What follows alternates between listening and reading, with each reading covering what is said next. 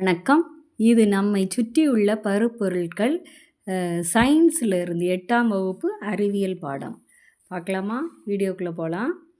நம்ம எந்த ஒரு பொருளையும் எப்படி பார்க்குறோம் அப்படின்னா, ஒரு பார்த்தல் இல்லாட்டின்னா தொடுறோம், இல்லை கேட்குறோம். அதை வச்சு தான் எந்த பொருளையும் நம்ம அடையாளம் கண்டுக்கிறோம். அந்த ஒரு பொருள்ங்கிறது பருப்பொருள் எப்படி சொல்லுவாங்க அப்படின்னா, அது குறிப்பிட்ட இடத்தை அடைத்து கொள்ளும் பண்பும் குறிப்பிட்ட நிறையும். ஒரு பொருள் இந்த பொருளை எடுத்துக்கிட்டோன்னா அது இடத்தை அடைத்து கொள்ளும். இந்த இடத்த அது அடைச்சிக்கிறது. அடுத்தது அதுக்கு ஒரு நிறை இருக்கும். சரியா? பருப்பொருள் சொல்லும்போது திண்மம், திரவம், வாயு 3 நிலைமையில் இருக்குது. திண்மம்னா அது கட்டியாக இருக்கும், அப்படி தானே? மரம், கல், மணல், இரும்பு கட்டியாக இருக்கும், டைட்லி பேக்ட், அப்படி தானே? மூலக்கூறுகளுக்கு இடைவெளி அப்படி இருக்கும். அப்போ அதை வச்சுக்கிறோம். மரம், கல்லை தான் முதல்ல எக்ஸாம்பிளாக சொல்லலாம். திரவம்ங்கிற நீர், பழச்சாறு இதெல்லாம் திரவத்துக்கு சொல்லலாம். வாயுங்கும்போது oxygen, nitrogen, carbon dioxide, நீராவி இதெல்லாம் சொல்லலாம். அதிலிருந்து அடுத்தது நம்ம தெரிஞ்சுக்க வேண்டியது அணுவை பற்றி. அணுங்கிறது 2 அணுக்கள் சேர்ந்துன்னா மூலக்கூறுகளை உண்டு பண்ணுது. சரியா? அதில் அணுக்கள் இல்லாட்டினா அணுக்களின் தொகுப்பில் தான் என்னன்னு சொல்கிறோன்னா அயனிகள்னு சொல்கிறோம். சரியா? அயனிகள்னால் அணுக்கள் அல்லது அணுக்களின் தொகுப்பு. சரியா? முதல்ல சொன்னேன், அணுங்கிறது தனிமத்தின் மிகச்சிறிய துகள். இதில் முக்கியமான பாயிண்ட்ஸ் எல்லாம் நான் ரெட் இங்கில் கோடு போட்டு வச்சுருக்கேன். ஒவ்வொரு அணுன்னு பார்த்தோன்னா ஒரு அணு எண் இருக்கும். அது எங்கே இருக்குன்னா அந்த தனிமத்தின் அணுவின் உட்கருவில் இருக்கும் புரோட்டான்களின் எண்ணிக்கை. ஒரு அணுன்னு எடுத்துக்கிட்டோம்னா நடுவில் உட்கரு இருக்குது. அந்த உட்கருவில் புரோட்டானும் இருக்கும், நியூட்ரானும் இருக்கும். சரியா? எலக்ட்ரான் அதை சுற்றி வரும். சரியா? எலக்ட்ரான் சுற்றி வரும். சரியா? இப்படி இருக்குது. இதில் இந்த புரோட்டான்களின் எண்ணிக்கை தான் என்னது? அணு எண். அணு எண்கிறது புரோட்டான்களின் எண்ணிக்கை. மொத்த தனிமங்கள் எவ்வளோ கண்டுபிடிச்சிருக்காங்கன்னா 118 இயற்கையிலே பூமியில் கிடைக்குது. மீதி ஆய்வகத்தில் அறிவியலாளர்களால் உருவாக்கப்படுது. அடுத்தது தனிமங்களின் குறியீடுன்னு பார்க்கும்போது நம்ம ப்ளஸ்ஸு மைனஸ்லாம் கூட்டல் கழித்தல் அப்படின்னு சொல்லிடுறோம். அதே மாதிரி தனிமத்துக்கு ஒரு பெயர் வச்சுருக்காங்க. முதல்ல கிரேக்க குறியீடு. அது என்னென்னா நம்மை சுற்றியுள்ள 4 இயற்கை கூறு. அது என்னதெல்லாம்? நிலம், நீர், காற்று, நெருப்பு. அதோடைய வடிவியல் உருவங்களை இந்த கிரேக்கர்கள் எப்படி பயன்படுத்தினாங்க? நீருக்கு தலைகீழ இப்படி முக்கோணம் போட்டிருக்காங்களா? நெருப்புக்கு நேர் முக்கோணம். அதே காற்றுக்கு நேராக முக்கோணம் போட்டு ஒரு கோடு போட்டிருக்கும். நிலத்துக்கு அதை தலைகீழ போட்டிருப்பாங்க. அதை ஞாபகம் வச்சுக்கலாம், அப்படி தானே? அடுத்தது ரசவாதிகள் குறியீடு. ரசவாதிகள் யார் அப்படின்னா, சிலர் குறைந்த மதிப்புடைய உலோகங்களை தங்கமாக மாற்றுறதுக்கு முயற்சித்தார்களாம். அதை தான் ரசவாதம்ங்கிறாங்க. அதை செஞ்சவங்கள ரசவாதிகள்னு அழைக்கிறாங்க. அதில் அது சில குறியீடு பாருங்கள். நிக்கலுக்கு நேராக இங்கே ஒரு பெரிய ரவுண்டு, இங்கே சின்ன ரவுண்டு. இது படுக்கையில் 2 ரவுண்டு போட்டால் அது ஆர்சனிக். ஆன்டிமணின்னு போட்டால் ஒரு வட்டமும் மேலே ப்ளஸ் குறியும் இருக்கும். தலைகீழ முக்கோணம் போட்டால் நீர். அதை ஞாபகம் வச்சுக்கிறோன்னே. கிரேக்க குறியீடுலேயும் நீருக்கு தலையில முக்கோணம். அடுத்தது டால்டன் குறியீடு படங்களை அடிப்படையாக கொண்டது. அதை ரொம்ப ஞாபகம் வச்சுக்க முடியாது அப்படின்னோன்னா பெர்சிலியஸ் குறியீடு தான் இந்திய அளவில் ஏற்றுக்கொள்ளப்பட்டது. அவர் ஜான் ஜேக்கப் பெர்சிலியஸ் 1813ஆம் ஆண்டு தனிமங்கள் படங்களுக்கு பதிலாக ஆங்கில எழுத்துக்களை பயன்படுத்தினார். சரியா? இப்போது தனிமங்களின் குறியீடுகளை தீர்மானிக்கும் முறை அவருடைய இதை வச்சுக்கு தான் கண்டுபிடிச்சாங்க. முதல்ல என்னென்னா, அலோகங்கள்லாம் ஆங்கில பெயர்களின் முதல் எழுத்தை குறியீடாக கொண்டு பயன்படுத்தப்பட்டார். இப்போ போரான் ப்ரொனவுன்ஸ் பண்ணும்போதே பார்க்கணும். பி, கார்பனுக்கு C, fluorine F, hydrogen H, iodine I, nitrogen N, oxygen O, phosphorus P, கந்தகம் S, vanadium V, uranium U, yttrium Y. சரியா? 2 தனிமங்களின் ஆங்கில பேர் ஒரே இதில் வந்ததுன்னு வச்சுக்கோங்க. இப்போ கார்பனுக்கு சி, கால்சியமும் சியில் ஆரம்பிக்கி. அப்போ எப்படி எழுதணும்? அதில் எழுத்தை பெரிய எழுத்தாகும். ஆங்கில எழுத்துக்களில் பெரிய எழுத்தாக எழுதணும். 2வது எழுத்தை சிறிய எழுத்தில் எழுதணும். கால்சியங்கும்போது எழுத்து சி, 2வது எழுத்து ஏ. ஏ ஸ்மால் லெட்டரில் எழுதணும். சரியா? கால்சியம் சொல்லும்போது. அடுத்தது அலுமினியம் ஏஎல். அடுத்தது பேரியம். போரானுக்கு நம்மளுக்கு பீன்னு பார்த்துட்டோம். பேரியம் சொல்லும்போது பி போட முடியாது, பிஏ. பெரிலியம் அதேமாரி BE. Bismuth BI. Bromine BR, cobalt CO, கார்பனுக்கு C, கோபால்ட்டுக்கு CO, இதுவும் சியில் போட்டு தனியாக வைக்க முடியாது. ஹைட்ரஜனுக்கு H இருந்ததுனால helium HE, nickel N, nitrogen Nல தொடங்குச்சு. நிக்கலுக்கு NI, நியானுக்கு NE, சிலிக்கான் SI, கந்தகத்துக்கு S வந்துச்சு. அதை ஞாபகம் வைக்கணும். Argon AR. சரியா? அடுத்தது முதல் 2 எழுத்து ஒன்று போல் இருந்ததுன்னு வச்சுக்கோங்க. அப்போது முதல் எழுத்தையும் 3வது எழுத்தையும் எடுத்துக்கிறணும். இப்போ குளோரின் பார்த்தோன்னா Cl, கார்பனுக்கு C, குளோரின் அதில் Cயில் தொடங்குது, CHL தான் ஸ்பெல் பண்ணுவோம். அப்போது Cl போடுவோம். அடுத்தது ஆர்கான் பாருங்கள், AR, ஆர்கான். அடுத்து ஆர்சனிக் ARல தான் அதுவும் வரும், ARS வரும். முதல் எழுத்து A, 3வது எழுத்து S எடுத்திருக்காங்க. குரோமியம் அதேமாதிரி CHR வரும், ஹெச்சை விட்டுட்டு CR எடுத்திருக்கு. கால்சியம் CA, கேட்மியம் C, ஏ தான் அதுவும், கேட்மியமும் CADன்னு வரும். அதில் முதல் எழுத்து 3வது எழுத்து எடுத்திருக்கு. ஏன்னா கால்சியத்துக்கு முதல் எழுத்து 2வது எழுத்து வந்திருக்கு. மெக்னீஷியம் MAG, அதில் ஏயை விட்டுட்டு MG, மேங்கனஸு MN, MAN வரும், எம்மும் எண்ணும் எடுத்திருக்கு. அடுத்தது சில தனிமங்களின் குறியீடுகள் அவற்றின் லத்தீன் கிரேக்க பெயர்களின் அடிப்படையில் எடுத்துக்கிட்டாங்க. அதில் எதெல்லாம் இருக்குது அப்படின்னா, இது சோடியம், நாட்ரியம், லத்தீன் பெயர் நாட்ரியம் NA. இந்த நாட்ரியம் வச்சு NA கொண்டு வருவாங்க. பாதரச mercury, hydrargyrum HG, potassium kalium K, காரியம் பிளம்பம் PB, இரும்பு ஃபெரம் FE, வெள்ளியம் ஸ்டேனம் SN, தாமிரம் copper cuprum CU, antimony stibium SB, வெள்ளிக்கு argentum AG, tungsten wolfram W, தங்கம் ஆரம், கோல்டு ஆரம் AU. இது ஒவ்வொரு நாளைக்கும் ஒவ்வொரு அட்டவணையாக படிச்சிங்கன்னா கட்டாயம் மனப்பாடம் ஆகிடும். சரியா? அடுத்தது சில தனிமங்களின் பெயர்கள் நாடு, கண்டம், அறிவியல் அறிஞர்கள், நிறம், கோள்கள் இதை வச்செல்லாம் கொண்டு வந்திருக்காங்க. அது அமெர்சியம் AM, அமெரிக்கா ஒரு நாடு. அடுத்தது கண்டம் யூரோப்பியம் EU, ஐரோப்பாவை வச்சு EU கண்டுபிடிச்சிருக்காங்க. நொபீலியம், ஆல்ஃப்ரெட் நோபல்ங்கிறது ஒரு அறிவியல் அறிஞர், குறியீடு NO. அயோடின் குறியீடு I, ஊதா கலர். சரியா? கிரேக்க மொழியில் ஊதாவை குறிக்கும் சொல், ஊதா நிறம். பாதரசம் அங்கேயே பார்த்தோம், ஹைட்ரோஜிரம், அது ஒரு கடவுள் புராண கதாபாத்திரத்துலையும் இருக்குது. புளூட்டோனியம் PU, புளூட்டோ ஒரு கோள். நெப்டீனியம் NP ஒரு கோள். யுரேனியம் U, யுரேனஸ் ஒரு கோள். அப்போ ஒரு தனிமத்தின் குறியீடை எப்படிலாம் எழுதணும்? முதல்ல தனிமத்தின் தனித்த ஆங்கில எழுத்தை குறியீடாக கொண்டிருந்தால் அந்த எழுத்தை பெரிய எழுத்தில் எழுதணும். முதல் அட்டவணையில் பார்த்தோம். அது 2 எழுத்தை கொண்டிருந்தால் முதல் எழுத்தை ஆங்கில எழுத்தில் கேபிட்டல் லெட்டர்லையும் 2வது எழுத்து ஸ்மால் லெட்டர்லையும் போடணும். அடுத்து உலோகங்களும் அலோகங்களும். அதில் உலோகங்கள் தனிமம்னு எடுத்துக்கிட்டால் அதில் 3 இருக்குது. உலோகங்கள், அலோகங்கள், உலோகப்போலி 3 இருக்குது. அந்த உலோகம் அதனுடைய இயற்பியல் பண்பு திண்ம நிலையில், இரும்பு எடுத்துக்கோங்க, ஞாபகம் வச்சுக்கோங்க, திண்ம நிலையில் இருக்கும், கடினமாக இருக்கும், அதிக அடர்த்தியை பெற்றிருக்கும். சரியா? அதிக அடர்த்தி இருக்கும். உலோகங்கள் இப்போ இது எடுத்துக்கிட்டோம்னா பளபளப்பாக இருக்கும். தங்கம் எடுத்துக்கலாம், அதை சொல்லலாம். அதிக உருகுநிலை கொதிநிலை இருக்கும். ஏன்னா அதை உருக்கி ஏதாவது செய்கிறாங்க இல்லையா? அப்போ கொதிநிலை உருகுநிலை அதிகமாக இருக்கணும்.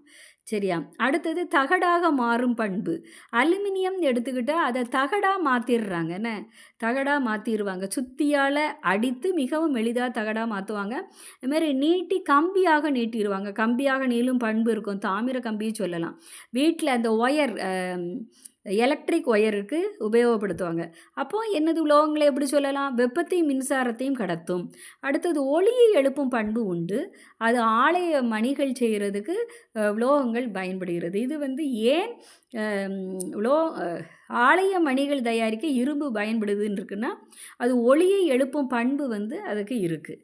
அடுத்தது அது எதுக்கெல்லாம் பயன்படுது? உலோகங்களின் பயன்கள். சரியா? பயன்கள்னு பார்க்கும்போது அது இரும்பு தகடு தண்டில் எதுக்கு பயன்படுது? பாலங்கள் கட்ட, எந்திரங்களின் பகுதி பொருளுக்கு. தாமிரம் வந்து மின் கம்பிகள், சிலைகள், நாணயங்கள் செய்ய பயன்படுது. தங்கம், வெள்ளி வந்து அலங்கார நகை, புகைப்படத்துறையில் வெள்ளி பயன்படும். அடுத்தது வெப்பநிலைமானி, அது ஒரு உலோகம், ஆனால் அதிக அடர்த்தியில் இருக்கும். வெவ்வேறு வெப்பநிலையில் சீராக விரிவடையும் தன்மை இருக்கும். அது வந்து கொஞ்சம் லிக்விடாக தான் இருக்கும். வெப்பநிலைமானியில், காற்றழுத்த மானிலையும் பாதரசம் பயன்படுது. பாதரசம் வந்து அதிக அடர்த்தி இருக்கிறனால அது சீராக விரிவடையும் தன்மையும் அதுக்கு இருக்கிறனால அதை பாதரசத்தை வெப்பநிலை மானிகளில் பயன்படுத்துவாங்க. அடுத்தது மின் கம்பிகள், வானூர்தி, ராக்கெட்டின் பாகங்களுக்கு எது பயன்படுதுன்னு அடிக்கடி கேட்டிருக்காங்க. அலுமினியம் பயன்படுத்துவாங்க. சரியா, உலோகம் அது ஒன்று. காரியம் எங்கெல்லாம் பயன்படுதுன்னா மின்கலங்கள் தயாரிக்க, பேட்ரி, தானியங்கி வாகனங்களில் பேட்ரி.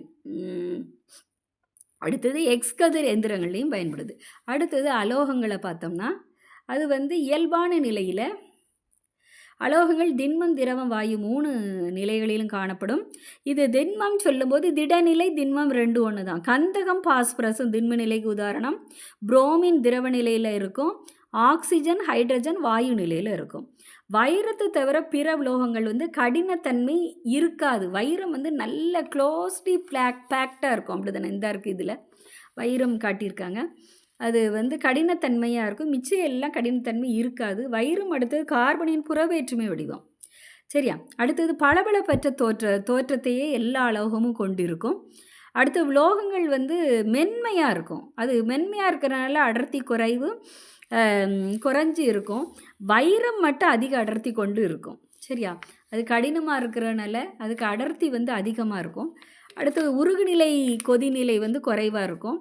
தகடாக, அப்போ என்ன, தகடாக மாறும் பண்பும் கம்பியாக நீளும் பண்பு ரெண்டுமே அதுக்கு கிடையாது, அலோகங்களுக்கு கிடையாது. ஆனால் கார்பன் நிலைக்கு மட்டும் கம்பியாக நீளும் தன்மை உண்டு.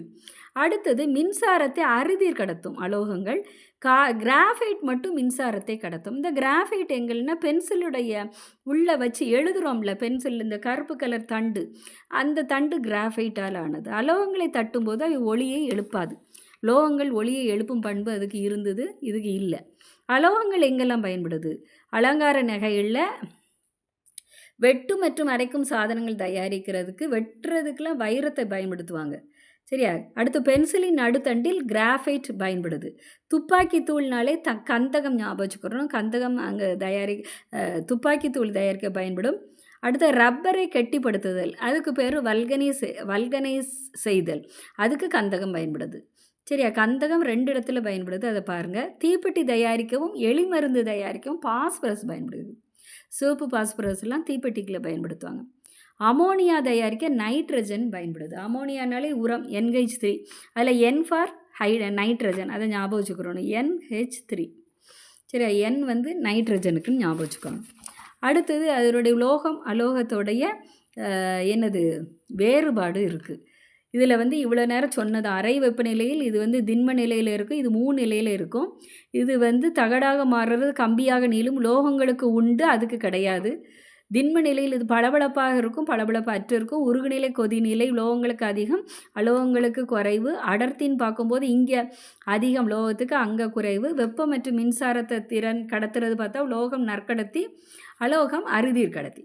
அடுத்தது இங்கே பார்த்திங்கன்னா குளோரின் வந்து ஒரு அலோகம்ல, இது வந்து நிறம் நீக்கும் பொருளாகும். குடிநீரில் உள்ள நுண்ணுயிர்களை அழிக்கிறது குளோரின் பயன்படும். ஹைட்ரஜன் ராக்கெட் எரிபொருளாக பயன்படும். உலோகங்களை எரிபொருளாக பயன்படுத்துறதுக்கு ஹைட்ரஜன் பயன்படுது. பல வேதி வினைகளில் குறைப்பானாகவும் பயன்படும். அடுத்தது உலோக போலிகள்னு பார்த்தா உலோகங்களின் பண்பு அலோகங்களின் பண்பு 2 சேர்ந்துருந்தால் உலோக போலி. எடுத்துக்காட்டு போரான், சிலிக்கான், ஆர்சனிக், ஜெர்மானியம், ஆன்டிமனி. போரான், சிலிக்கானை நல்லா ஞாபகம் வச்சுக்கோங்க. டெல்லூரியம், பொலேனியம், இதெல்லாம் என்னது, உலோக போலிகள். உலோக போலிகள் வந்து அறை வெப்பநிலையில் திண்மமாக இருக்கும். பிற உலோகங்களுடன் சேர்ந்து உலோக கலவைகளை ஏற்படுத்துகிறது. இதை தெரிஞ்சுக்கோங்க. உலோக கலவைகளை பற்றி இன்னும் பின்னாடி வகுப்புகளில் படிப்பீங்க. பிற உலோகங்களுடன் உலோக போலி சேரும்போது உலோக கலவை வந்து கிடைக்கும். அடுத்தது சிலிக்கானும் ஜெர்மனியும் உலோக போலி, அது வந்து மின்சாரத்தை கடத்தும். இவை ஒரு குறை கடத்தி. சிலிக்கான் வந்து மின்னணு பொருட்களில் அது வந்து பயன்படுது. அது வந்து பளபளப்பாக இருக்கும், அது உலோக பண்பு இருக்கும். ஆனால் தகடாக விரியும் பண்பு, கம்பியாக நீளும் பண்பு உலோகங்களுக்கு உண்டு. ஆனால் சிலிக்கானுக்கு அது கிடையாது. சரியா, அடுத்தது குறைந்த அளவு தான் மின்சாரத்தையும் வெப்பத்தையும் இது கடத்துது. சரியா? அடுத்தது இயற்பியல் பண்புகளை பார்க்கும்போது உலோகப்போலிகள் உலோகங்களுடைய பண்புகள் இருக்கும். வேதியியல் பண்பு வந்து இந்த அலோகங்களின் பண்புகளை ஒத்திருக்கும் உலோகப்போலிகள். சரியா?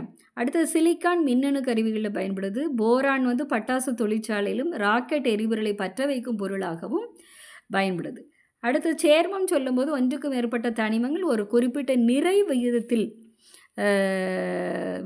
வேதி சேர்க்கையின் மூலம் இணைந்து சேர்மத்தை உருவாக்க 2 தனிமங்கள் வேதி சேர்க்கையின் மூலம் குறிப்பிட்ட நிறை விகிதத்தில் சேர்மங்களை உண்டு பண்ணும். ஒரு ஹைட்ரஜன் இது வாட்டர் H2O எடுத்துக்கிட்டால் ஒரு ஆக்சிஜன் அணுவும் 2 ஹைட்ரஜன் அணுவும் இருக்குது. அப்படி தானே? இது வந்து கன அளவில் 1:2 விதத்தில் இருக்கும். நிறைனா 8:1ன்னு இருக்கும். சரியா? நிறை 8:1 என்ற நிறை விதத்தில் இணைந்து காணப்படும். சரியா? அடுத்தது சேர்மங்களின் வகைப்பாடு. இதில் வந்து கனிம சேர்மம் கரிம சேர்மம்னு இருக்குது. கறி நம்ம சாப்பிட்ற வந்து வேறு, இந்த கறியை ஞாபகம் வச்சுக்கோங்க. அப்போ கறின்னா நம்ம சாப்பிட்ற இது உயிருள்ள மூலங்களிலிருந்து கிடைக்கிறது தான் கரிம சேர்மம், தாவரம் விலங்குகளில் இருந்து. இது புரதம் சொல்லலாம், புரோட்டீன் நிறைய, கார்போஹைட்ரேட். புரதம்னா இது தானியங்கள், முட்டை இதெல்லாம் சொல்லலாம். கார்போஹைட்ரேட்னா அரிசியில் இருக்குது. அப்போ உயிருள்ள பொருளிலிருந்து கிடைக்கிறது தான் கரிம சேர்மம். பாறை தாதுக்கள் உயிரற்ற பொருட்களில் இருந்து கிடைக்கிறது வந்து கனிம சேர்மம். எடுத்துக்காட்டு சாக்பீஸ், சுண்ணக்கட்டி, ரொட்டி சோடா. சரியா? இதில் திண்ம திரவ வாயு நிலைகளில் எதெல்லாம் இருக்குது? இப்போ வந்து திட நிலையில் உள்ள சேர்மம் வந்து சிலிக்கா. இதில் அவ்வளோத்தையும் குறியீடு கொடுத்துருக்கேன். அதை வச்சு நீங்கள் ஆக்கக்குருள உள்ள தனிமங்களை கண்டுபிடிச்சிடலாம். சிலிக்காவுக்கு வந்து SIன்னு இருக்குல்லாமா, இது சிலிக்கான். O வந்து oxygen. Potassium hydroxide, potassium K, OH வந்து ஹைட்ரஜன், இது ஆக்சிஜன். சோடியம் ஹைட்ராக்சைடில் Na, சோடியம், ஆக்சிஜன், ஹைட்ரஜன். இதில் உள்ள ஆக்கக்கூறு எல்லாம் நான் அதை சிம்பிள் போட்டு காட்டியிருக்கேன். தாமிர சல்ஃபேட்னு சொல்லும்போது Cu தாமிரம் இருக்குது. அடுத்தது கந்தகம் SO ஆக்சிஜன். துத்தநாக கார்பனேட் கேலமைன் Zn துத்தநாகம், Cங்கிறது கார்பன், Oங்கிறது ஆக்சிஜன். அடுத்தது திரவ நிலையில் உள்ள சேர்மங்கள் பார்க்கும்போது நீர், ஹைட்ரஜனும் ஆக்சிஜனும், ஹைட்ரோக்ளோரிக் அமிலம், ஹைட்ரஜனும் குளோரினும், நைட்ரிக் அமிலம், hydrogen, N for nitrogen, O for oxygen, கந்தக அமிலம் H2SO4, இது ஹைட்ரஜன், S வந்து கந்தகம், O வந்து ஆக்சிஜன். அடுத்தது அசிட்டிக் அமிலம் வினிகர், CH3COOH குறியீடு, C for carbon, H hydrogen, O oxygen, H hydrogen. இவ்வளோ வந்து அந்த தனிமங்கள் அதுக்குள்ளே ப்ரெசண்ட்டாக இருக்குது. சில இதில் கேட்பாங்க, அதில் உள்ள தனிமங்கள் என்ன. இப்போது இது நீர்னு எடுத்துக்கிட்டால் அதில் என்னென்ன தனிமங்கள் இருக்குது, ஹைட்ரஜனும் ஆக்சிஜன். அப்போ அந்த குறியீடு தெரிஞ்சால் அழகாக எழுதிடலாம். சரி, குறியீடை பக்கத்தில் எழுதி காட்டியிருக்கேன். வாயு நிலையில் உள்ள சேர்மங்கள் சொல்லும்போது carbon dioxide CO2, carbon monoxide C for carbon, O for oxygen. கந்தக டை ஆக்சைடு வாயு, S ஃபார் கந்தகம், O ஃபார் ஆக்சிஜன். சல்ஃபர் இங்கிலீஷில் methane CH4, C for carbon, H for hydrogen. Nitrogen oxide, இது வந்து NO2 நைட்ரஜன் டை ஆக்சைடு போடலாம், இல்லை மோனாக்சைடுனா NO போடணும். நைட்ரஜனுக்கு N, Oக்கு oxygen. Ammonia NH3, N nitrogen, H hydrogen. அடுத்தது சேர்மங்களின் பொதுப்பெயர் மேலும் அறிந்து கொள்வோம். ஒரு பாக்ஸ் போட்டிருக்கு. தாமிர சல்ஃபேட்டு வந்து CuSO4 மயில் துத்தம், இரும்பு சல்ஃபேட்டுக்கு இன்னொரு பேர் பச்சை துத்தம் FeSO4, potassium nitrate saltpetre KNO3, கந்த அமிலம் H2SO4 வந்து விட்ரியால் எண்ணெய், கால்சியம் சல்ஃபேட் வந்து ஜிப்சம் உப்பு calcium sulphate CaSO4 gypsum. Calcium sulphate ஹெமி ஹைட்ரேட்டுங்கிறது பாரிஸ் சாந்து. அடுத்தது பொட்டாசியம் குளோரைடுங்கிறது மூரியேட் ஆஃப் பொட்டாஷ். பொது பெயர் என்ன, அது என்னென்ன சேர்மம் இருக்குது அப்படின்னு இருக்குது. இதை மனப்பாடம் பண்ணி தான் ஆகணும். அதான் சொன்னேன்ல, ஒவ்வொரு நாளைக்கும் ஒவ்வொரு கட்டத்தையும் படிச்சுக்கிட்டு இருந்தால் மனப்பாடம் ஆகிடும். அடுத்தது இது பொது பெயர் இதெல்லாம் கொடுத்துருக்கு. சேர்மங்களுடைய பயன்கள். நீர் வந்து வேதி பெயர் என்னன்னு ஒரு நேரம் கேட்டிருந்தாங்க. டை ஹைட்ரஜன் மோனாக்சைடு, இது குடிநீராகவும் கரைப்பானாகவும் பயன்படுது. சரியா? நீர். அடுத்தது சாதாரண உப்பு சோடியம் குளோரைடு, இது வந்து முக்கிய பங்கு வந்து மீன், இறைச்சி, நம்ம பொருட்கள்லாம் கெடாமல் இப்போ சமைக்கிறதுக்கு உப்பு வந்து ரொம்ப உபயோகமாக இருக்கும். சர்க்கரைன்னு பார்க்கும்போது சுக்ரோஸ், இனிப்பு மிட்டாய்கள் பழச்சாறு தயாரிக்க பயன்படும். ரொட்டி சோடா சோடியம் பைகார்பனேட், இது தீயணைக்கும் சாதனங்கள்லேயும் பேக்கிங் பவுடர் தயாரிக்கிறவும் கேக் இதுக்கெல்லாம் பயன்படுத்துவாங்க ரொட்டி சோடா. சலவை சோடா சோடியம் கார்பனேட் சோப்பில் தூய்மையாக்கியாகவும் மென்னீராக மாற்றுறதுக்கு நீரை மென்னீராக மாற்றுறதுக்கு இந்த சோடியம் கார்பனேட் உபயோகப்படுத்துவாங்க. சலவைத்தூள் கால்சியம் ஆக்சிக்ளோரைட் சலவைத்தூளில் வெளுப்பானாகவும் கிருமி நாசினியாகவும் இந்த கால்சியம் ஆக்சிக்ளோரைட் பயன்படும். குடிநீர் சுத்திகரிப்பிலும் பயன்படும். சுட்ட சுண்ணாம்பு கால்சியம் ஆக்சைடு சிமெண்ட்டு மற்றும் கண்ணாடி தயாரிப்பில் பயன்படும். நீட்டிய சுண்ணாம்பு இதோட நீரை சேர்க்கணும், அப்போ கால்சியம் ஹைட்ராக்சைடு சுவர்களில் வெள்ளை அடிப்பதற்கு பயன்படும். அடுத்தது சுண்ணாம்புக்கள் கால்சியம் கார்பனேட் சுண்ணாம்புக்கள்ங்கிறது கால்சியம் கார்பனேட் அது சுண்ணக்கட்டி தயாரிக்கிறதுக்கு பயன்படும். இதுவரைக்கும் நம்மை சுற்றியுள்ள பருப்பொருட்கள் லெசன்ல இருந்து சில முக்கியமான தகவல்களை பார்த்துட்டோம். பயனுள்ளதாக இருக்கும் என்று நினைக்கிறேன். நன்றி.